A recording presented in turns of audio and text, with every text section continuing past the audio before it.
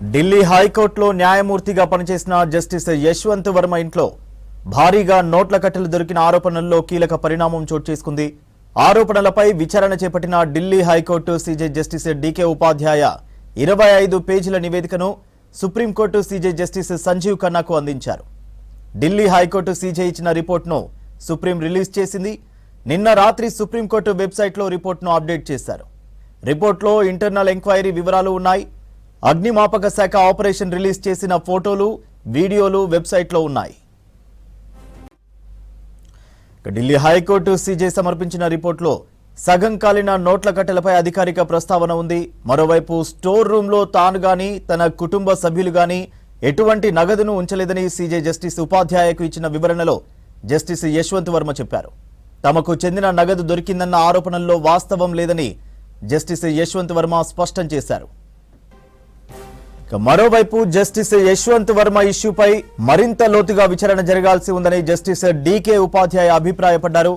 Delhi high court న్యాయమూర్తి justice Yashwant Varma వ్యవహారంపై విచారణ జరపాలని సుప్రీంకోర్టు ప్రధాన న్యాయమూర్తి జస్టిస్ సంజీవ్ ఖన్నా నిర్ణయించారు. ఇందుకోసం 3 రాష్ట్రాల హైకోర్టుల న్యాయమూర్తులతో త్రిసభ్య సంఘాన్ని ఏర్పాటు చేశారు. దానికి సంబంధించి మరిన్ని డీటెయిల్స్ ఢిల్లీ నుంచి మదార్ లైవ్ లో అందిస్తారు. ఎస్ మదార్.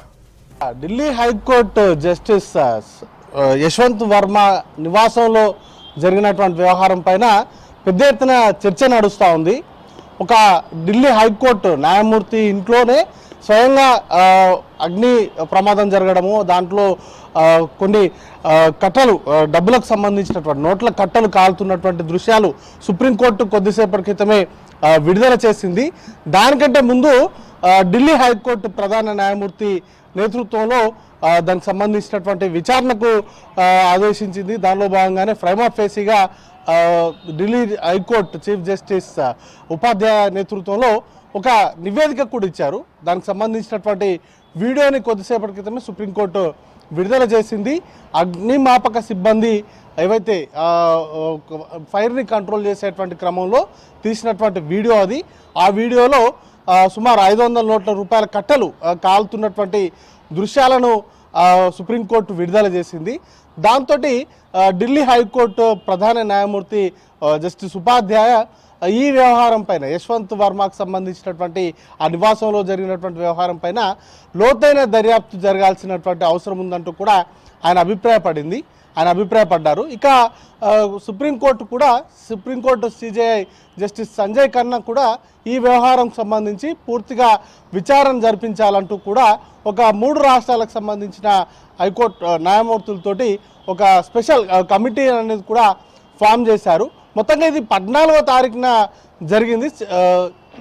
యశ్వంత్ వర్మ నివాసంలో ఈ అగ్ని ప్రమాదం జరిగింది. ఆయన ఇంట్లో లేని సమయంలో ఫైర్ యాక్సిడెంట్ జరగడంతో ఫైర్ బ్రిగేడ్కి కుటుంబ సభ్యులు ఇన్ఫామ్ చేయడము, ఫైర్ ఫైటర్స్ వచ్చి దాన్ని కంట్రోల్ చేసేటువంటి క్రమంలో ఆ స్టోర్ రూమ్లో ఏదైతే అవుట్ హౌస్లో ఉన్నటువంటి స్టోర్ రూమ్లో ఈ నోట్ల కట్టలు అనేది కూడా బయటపడడంతో ఈ వివాదం అనేది చెలరేగింది. ఒక న్యాయమూర్తి నివాసంలో ఇంత స్థాయిలో డబ్బుల కట్టలు దొరకడం అనేది కూడా ఎప్పుడూ జరగలేదు. ఇది మొదటిసారి జరిగినట్టుగా ఆరోపణలు వస్తున్నాయి. ఆ నివాసంలో అంత పెద్ద మొత్తంలో డబ్బు క్యాష్ రూపంలో, లిక్విడ్ క్యాష్ రూపంలో ఉంచాల్సినటువంటి అవసరం ఏమొచ్చింది, అసలు ఆ డబ్బు ఎవరిది, ఆ డబ్బుకు సంబంధించినటువంటి వివరాలపైన పూర్తి స్థాయిలో విచారణ జరిపించాలనేటువంటి దిశగా వస్తున్నటువంటి నేపథ్యంలో ఈ ఎంటైర్ వ్యవహారం సంబంధించి ఇటు ఢిల్లీ ప్రధాన న్యాయమూర్తి అలాగే సుప్రీంకోర్టు ప్రధాన న్యాయమూర్తి కూడా స్పందించారు. న్యాయ వ్యవస్థకు సంబంధించినటువంటి కీలక అంశాలు ముడిపడి ఉన్నటువంటి నేపథ్యంలో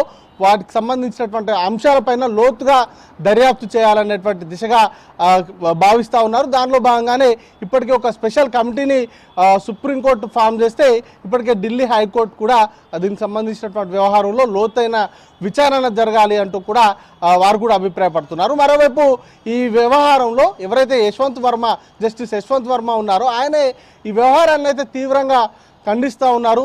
ఆ డబ్బులకు సంబంధించి కావచ్చు, లేకపోతే ఆ స్టోర్ రూమ్లో ఆ డబ్బులు ఎలా వెళ్ళాయి అనే దానిపైన కావచ్చు, వీటన్నింటిపైన కూడా తమకు ఎలాంటి అది లేదు. వాటికి సంబంధించినటువంటి ఆ డబ్బు కూడా తమది కాదు. తమ వారెవరు కూడా ఆ డబ్బును ఆ స్టోర్ రూమ్లో దాచలేదు.